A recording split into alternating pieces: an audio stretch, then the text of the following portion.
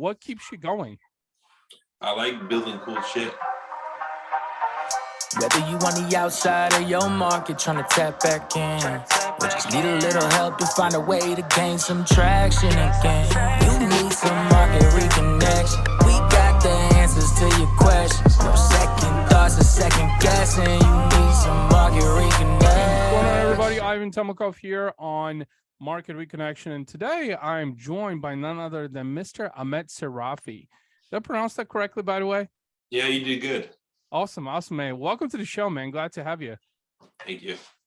So, Ahmed, for those that don't know who you are, let's start out with kind of a brief intro on who you are and what you do and what you're currently doing. Well, the simple answer is I'm a 25-year real estate investment development professional. I've been in the real estate investment development business for about 25 years, ever since I got out of college. Born, based, and located here in Southern California, and I have been involved in one facet of commercial real estate or the other over the last 25 years, starting from commercial real estate broker, selling and leasing, large-scale industrial buildings and office buildings here in Southern California, moving into real estate investor, as well as developer, and as well as, spent some time running and managing large-scale construction companies, building large-scale facilities here in Southern California as well. And I've just taken all that, brought it all back around, and focusing 100% right now full-time on large-scale real estate investment and development throughout California, Texas, and Arizona. Very cool, man. Very cool. So, my question to you is, how did you get into this? Was it, you said after college, was this something that you just had interest in, or family oriented, or what's kind of the backstory behind that?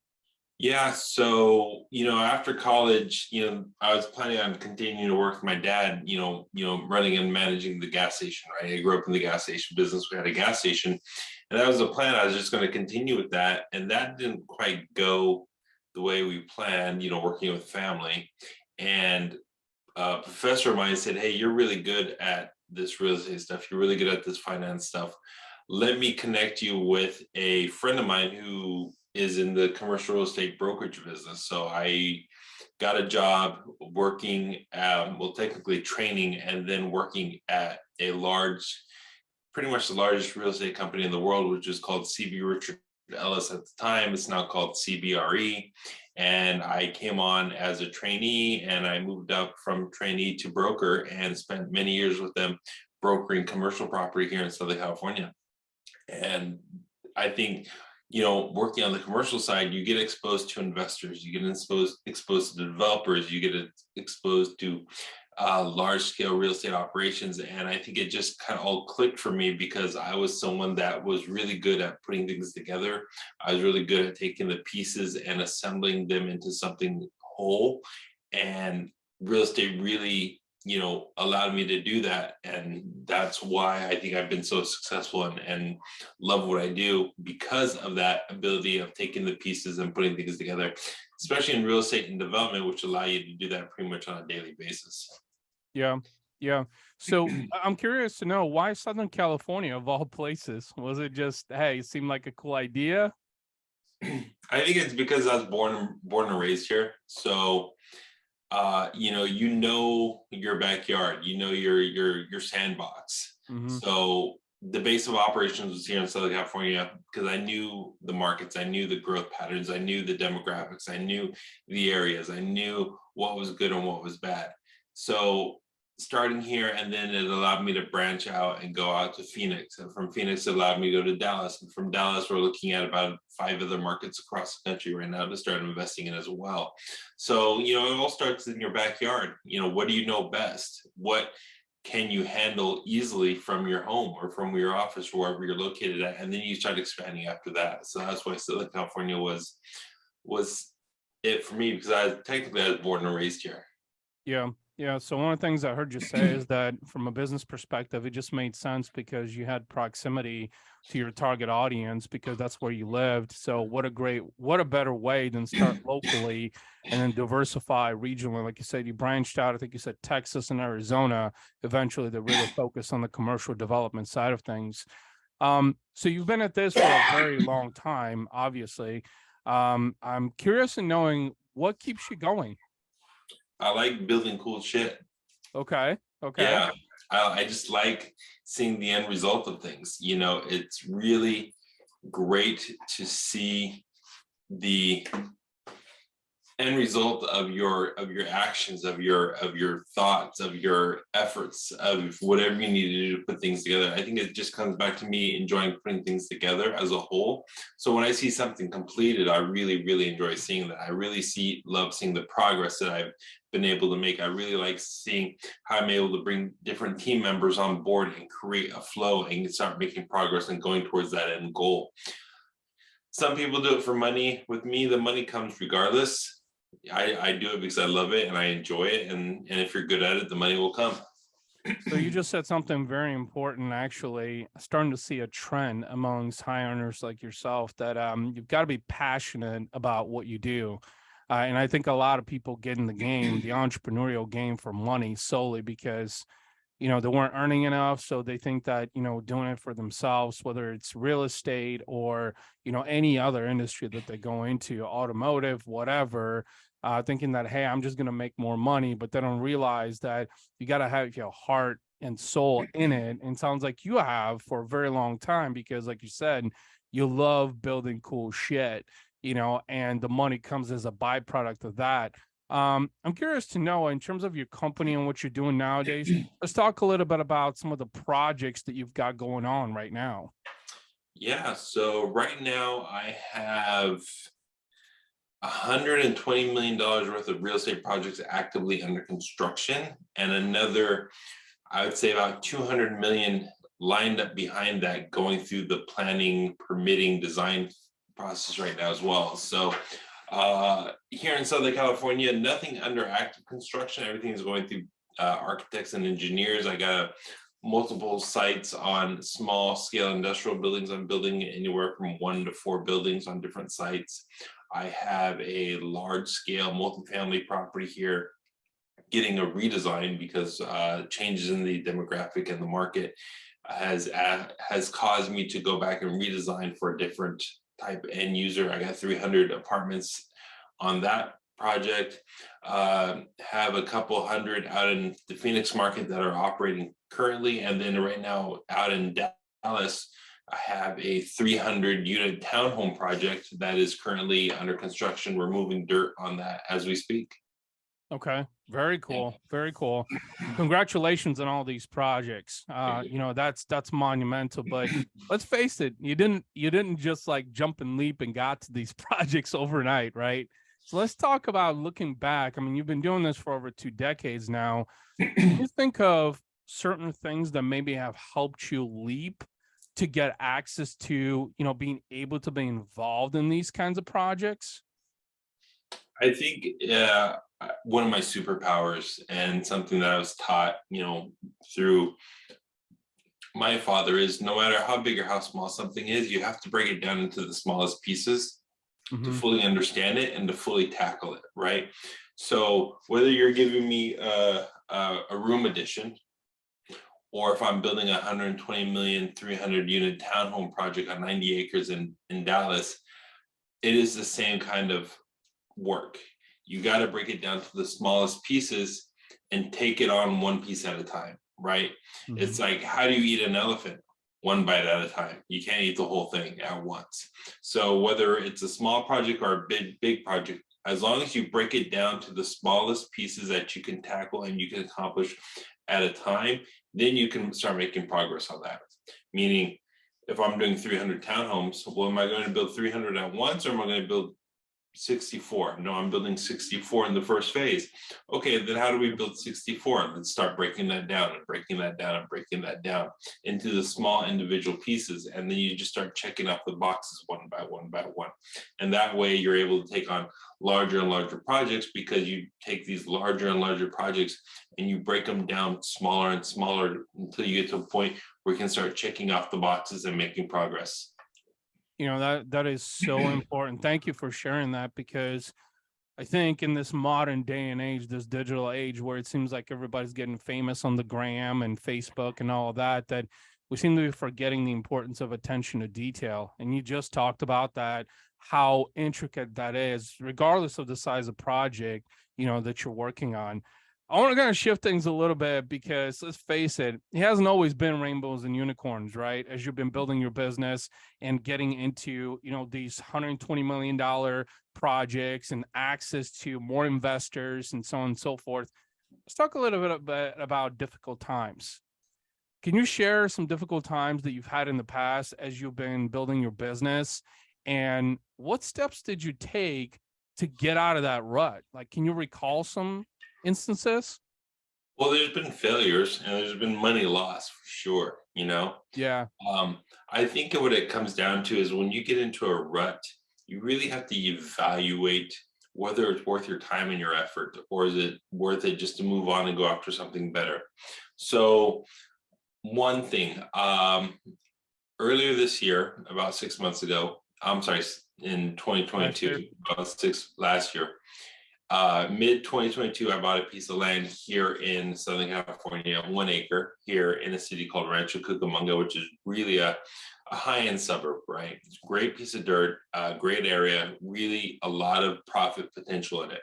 Yeah. Picked it up for just about $1 million, 1 acre, which was a good price at the time, really good price.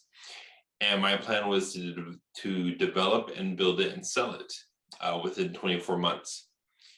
The market came crashing down, recently, especially in land lots or in dirt or development land.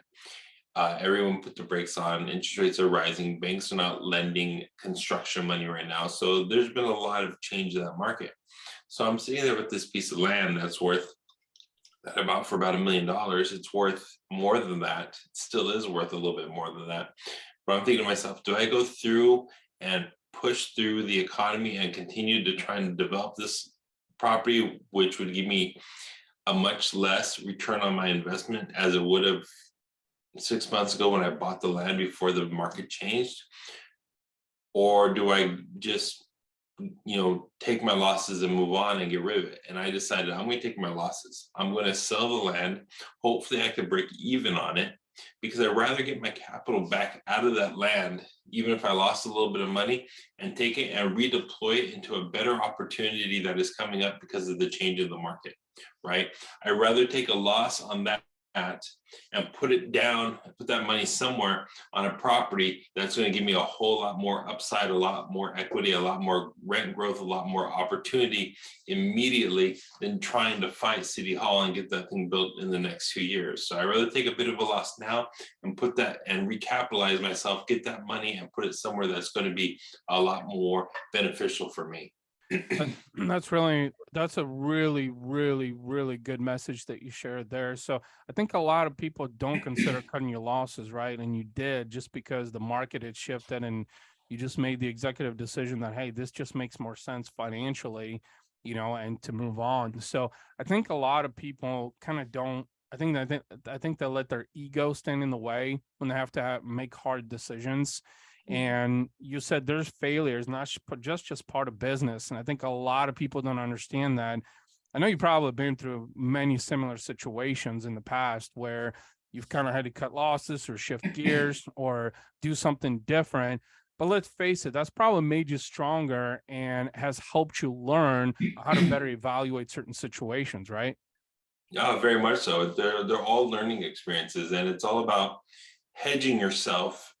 So when something comes your way that is like the situation where you are, experiencing a loss or will experience a loss, it's how bad of a loss will it be, and have you been taking a position to prevent any sort of big loss from you? So when I bought that land, it was very much under market. It was a good deal, meaning that if the market comes down and the prices drop and I do have to sell that piece of land, I could probably break even. But if I bought that land at market price and I had to sell it now, I would be taking a big loss. Right now, I'm just breaking even, meaning I was able to hedge myself against any sort of major losses. So I try and do that with everything I do in business.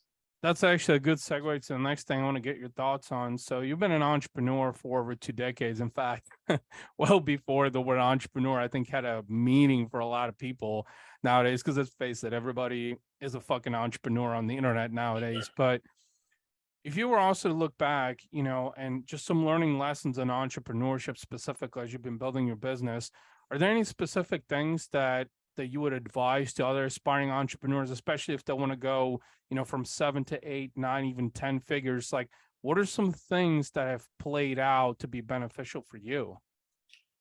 I would have to say, growing up and learning what I did, in the past 2 decades, like you said, it prevented me from being bamboozled by all that you see online or on social media, or how easy things really are.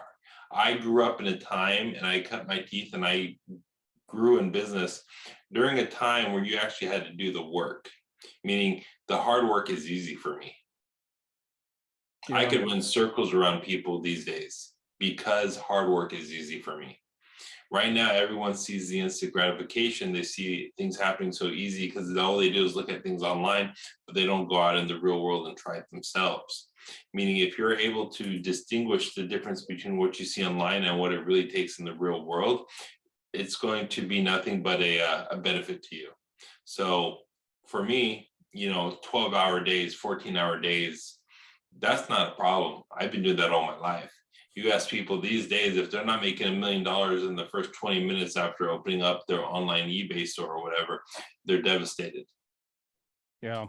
And that's something I think they need to do. If you could distinguish the difference between hard work and what you see on social media and know the difference and know that you have to put the hard work into it, you're going to do okay. That is so powerful, man. And I can get behind that. I think maybe the Eastern European work ethic, has been engraved into me because similar to you and your background is, came from nothing, immigrant family. So I can resonate with the hard work, the long hours. And I think too many people really look for instant gratification. I think that just because the internet is so accessible and, Instagram and Facebook and TikTok and now Twitter that's popping because of what Elon's doing, that, hey, suddenly they're going to scale and grow massively. But that's far from the truth. You still, from what you're saying, you're probably going to do 12, 14-hour days for a very long time. And I think most people also have to realize that, before anything comes to fruition, you got to learn about the hard work. You got to embrace the suck. You got to understand that there's going to be a lot of pain, a lot of sacrifice, probably a lot of losses before you even get a taste of success. Because let's face it, what do we see on Instagram? People driving rented out Lambos. I think I was actually reading something not too long ago that Ty Lopez did an experiment on his Instagram where he rented a bunch of cars to be able to see the kind of amplification that will make on people and how easily people are swayed on social media. And so what you're saying, and this is key. So whether you are, hey, I just started my business, whether it's real estate or whatever, or, hey, I'm doing 7 figures, and I'm trying to get to 8, like, what do I need to embrace more of? And what I hear you saying, the constant is just embrace the fucking hard work, get used to it, right? There's no way to get around it. Yeah. There's no way to get around it. So, which brings me actually to the next question I want to ask you is, so let's face it, there's a lot of real estate developers out there and real estate folks, especially in your area in Southern California. So, and not just in the real estate space, but if you were to look at 2023 today, how would one differentiate themselves really in any business in your opinion? Like, how do you stand out from everybody else? It's a good question, because a lot of people jump on the bandwagon, right? They do things that are popular at the time. Like, business wise. Oh, I'm going to get into exotic car rental business because it's popular and everyone's making money. Or I'm going to get into house flipping because it's popular and everyone's making money. I'm going to go open up a smoke shop and do it because it's popular and everyone's making money. I'm going to go be a real estate investor because it's popular and everyone's making money. See, these are all fads, right? Everyone's always jumping on the quick buck, the next cool thing. I'm going to be an influencer. I'm going to be a Amazon store, FBO, ABC, EFG, whatever you call these things, because they see it as the quick, fast money that everyone's like promoting at the moment. Right. So this is something that comes and goes. Fads comes and goes. So to differentiate yourself is you have to show your wins. You have to show your successes, right? 9 out of 10 people who are in the real estate investment, development, flip, wholesale, whatever business, even real estate agents who are trying to get in for the quick buck, they have no track record. They have no history. They have no successes to show because they jump in and they jump out of things so fast. What do they say? The average real estate agent only sells less than a handful of houses a year. Oh, wow. You know, yeah, it's in the single digits. I think it's like 3 to 5 houses a year is the average real estate agent. And they say only like 20% of real estate agents are actively working on their business, or even less than that, right? So I think that kind of goes for all businesses, right? You know, everyone jumps on the fad, but they don't want to do the hard work. If you do the hard work, you have success. If you have success, you have experience. If you have experience and success, you have that track record that you can promote and show people like, hey, I can close a deal. I can handle a deal. I can build this deal. I can sell this deal. I can lease this deal. So I think that's what it is if you're able to stay in it and stick with it and not jump from fad to fad, or as I call it, a hood hopper, you know, you jump from hood to hood. It's not going to give you any sort of benefit. You just stick with what you do, stick with it, do good at it. And in time, you'll become known as an expert, and that expert has success and opportunities and everything else that comes with it. 100% agree. 100% agree. And you know what's so ironic about what you just said, Ahmed, is that it just goes to show that it doesn't matter if you're in real estate. It doesn't matter if you're trying to buy a smoke shop. It doesn't matter if you're whatever kind of business you're getting into. Is just that you got to have passion, tenacity. You got to want to do it with a real purpose and not just for money. Because I just heard you say that, you know, most real estate agents sell 3 to 5 houses per year. And in fact, they have such a small track record or no track record. And suddenly I'm hearing, because, you know, I'm someone that's been in the marketing space for a long time, and I'm hearing the same shit you just said, literally, principally, that like, if you're doing the hard work, if you're in it because your heart's in it and you truly want to do it and you keep putting in the work, that in due time, you're going to have those successes. You're going to win. It's just a matter of time. Stop looking at the gram. Stop looking at TikTok. Let's face it, just because you went viral on TikTok doesn't mean shit. That it's make you money does not mean shit. Do you know how many people I've seen get millions of views on TikTok? I'm like, so did you monetize that? Did that make you money? Did that earn your relationship? No. So what the fuck did that run down the field earn you on TikTok? 1.5 million views? I see that as a passive thing. And so I heard you talk about that even in the real estate space just now, which brings me to, I actually wanted to ask you this. So you have a new YouTube show that you just launched. Yeah. Let's talk a little bit about that. What was the initiative behind that? Tell us a little bit about it.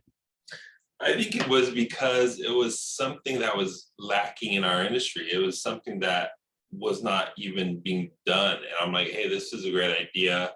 I want to put some good content out there. I enjoy educating and showcasing and exploring and understanding real estate development projects.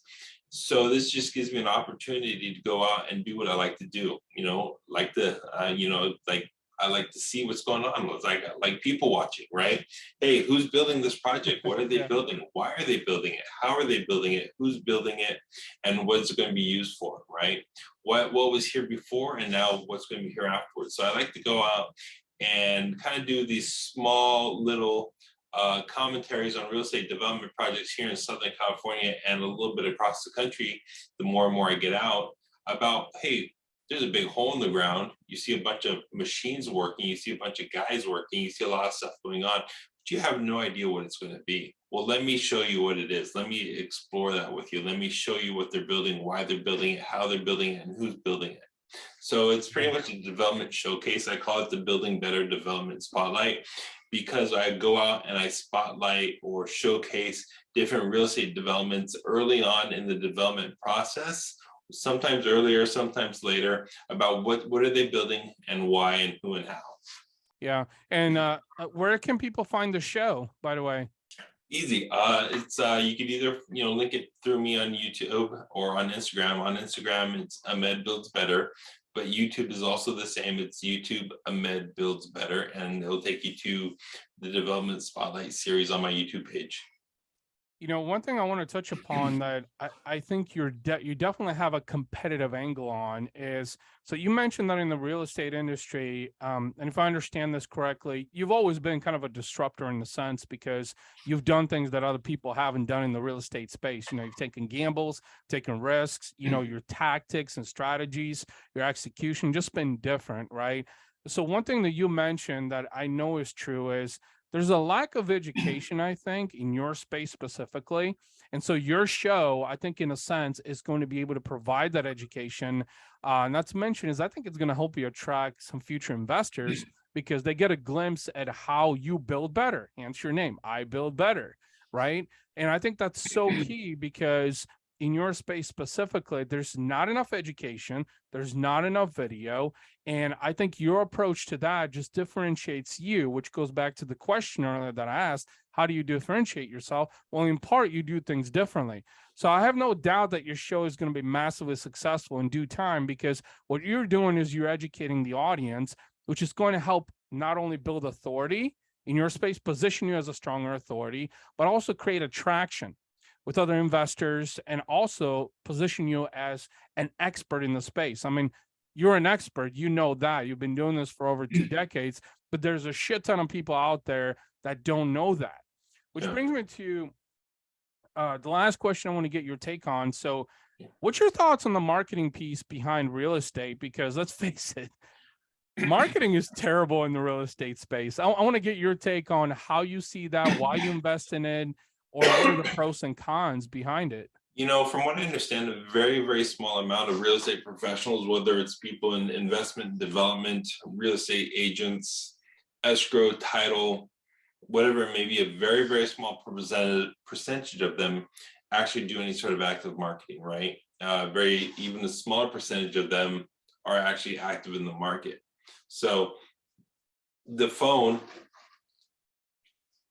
is your new business card. Yeah.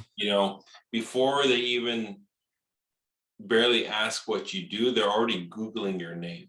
They're already looking at you and seeing who you are, who you associate with, where you are active, what kind of successes you've had, what do you do, what do you specialize in, right?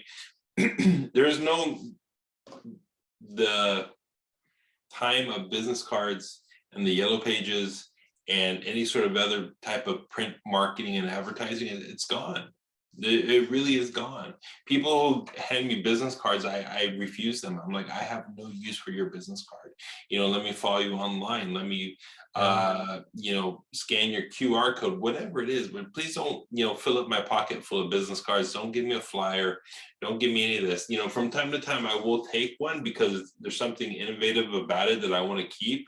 But for the most part, it's all online. So if you're not marketing yourself online, you're not promoting yourself, not advertising yourself, how do you expect to have a presence, a reputation, a business if you're not doing that? So that's why I think it's very important, because the old school way of business cards and flyers and all these other ways of print advertising, it's gone. There's no longer, relevant anymore. So you basically talked about the importance of reputation, because let's face it, I think there's still this traditional, and the reason I asked the question is because there's still this traditional mentality behind how real estate marketing has been done for, I don't know, a long ass freaking time. And there's so many real estate agents, even nowadays, that either are relying on corporate, or two, they're doing little to nothing.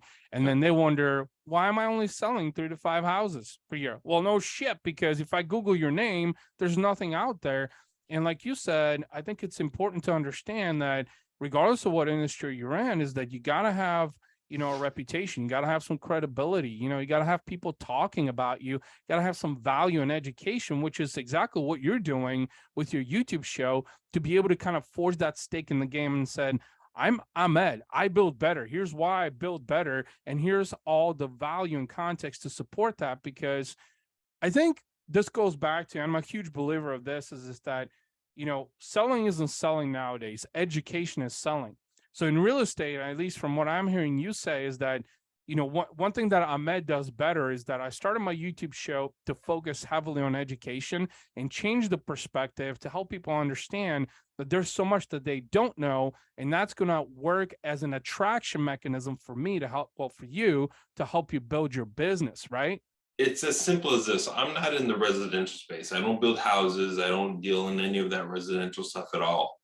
Maybe from time to time, something for myself or a family member I'll deal with. But how many times, I can't tell you how many times I have met somebody, wanted to look up somebody, wanted to connect with somebody in the residential space, and I type their name and I go to the Remax website or the Keller Williams website or what the EXP website, and they don't even have a profile picture on their corporate website. Versus even having their own individual website. They don't even have their profile picture on the corporate website. I'm like, my friend owns multiple Remax offices. They are constantly having photo shoots and headshots and marketing stuff done. And you don't have the time or the effort to get your picture taken to put on your corporate website so people know who you are. That to me that's just lazy. That's just, hoping someone gives you a free handout. That's someone who's not even serious about their business. They're just in it to be in it, right? So if you don't have the time or the effort or even the desire to whip out your phone and go stand in front of a white wall or a black wall and take a nice picture one day, that's your problem. So important. Well, Ahmed, I think this is exactly why, well, in part, I should say, and not exactly why, in part, why your business has grown and thrived, because you've realized that, hey, traditional real estate, well, commercial, in your case, has been done terribly for a very long time. I'm going to change it. I'm going to disrupt it by the methods and strategies and tactics, everything all the way up to marketing, because, and I know you're just really kind of pushing the envelope, at least from what I've seen and what you're doing online with your YouTube show, and you're really starting to get a little bit more aggressive in it. One thing that I want to ask, and I always ask guests, is that can you share one thing that people don't know about you, or most people don't know about you? That's kind of like, close friends would maybe know, but you've never shared. Let's see. That's a good question. It's a very good question, because I'm really open. I don't hold anything back out there,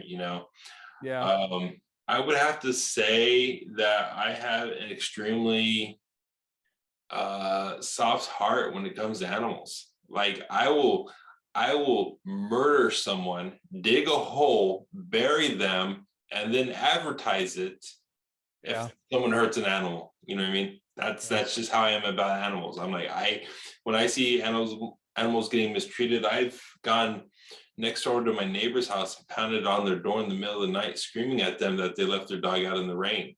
You know what I mean? And they were all tough until I came over and pounded on the door and they got all scared. I'm like, hey, I'm not here to be a problem. I'm just here to let you know that your dog's in the rain and you need to bring him inside. Because if you can't even bring him inside, why do you even have a dog? If you're not going to feed him or provide shelter or water, why do you even have the dog? You know what I mean? So I have an incredibly soft spot in my heart for animals, especially dogs. And I will literally hurt someone if I see someone hurting a dog. Yeah, I don't mind going to jail. I make good money. I'll hire a lawyer. It's not a problem. Yeah, I don't love get that, man. I appreciate you sharing that. And I know you have a beautiful German Shepherd, right? From what I've it. seen on Instagram, right? Yeah, And I yeah, know you're very. I mean, it's your child, pretty yeah. much. I know you're very close to it, and I admire that because it shows your passion. And I appreciate you sharing that because, I think there is a lot of people out there, pet owners specifically, that don't put forth a strong attention to actually caring for their pets, and it's kind of like, so I definitely appreciate that, and sharing that. Well, it's been a great conversation, man. I appreciate you opening up and sharing everything. Congratulations on all of your success. I think the best is yet to come for you. You're doing some amazing things. I know I've been following you online for a while. But last and not least, if people want to connect with you, investors, other real estate folks, what's the best way to connect with you online? The best way really is Instagram because I put a lot of time and effort into it, just in marketing and advertising and promotion and stuff like that. Yeah. Education wise. So if anyone's interested in connecting with me, definitely Instagram's the way to go because that's where I post most of the updates. That's where I let people know what's going on. It's where I put up information and content that people should or hopefully find valuable. So Instagram's the place to be. Awesome. Awesome, my man. Thank you so much for your time, man. I greatly appreciate it. Thank you. Whether you on the outside or your market trying to tap back in, or just need a little help to find a way to gain some traction again, you need some market reconnection.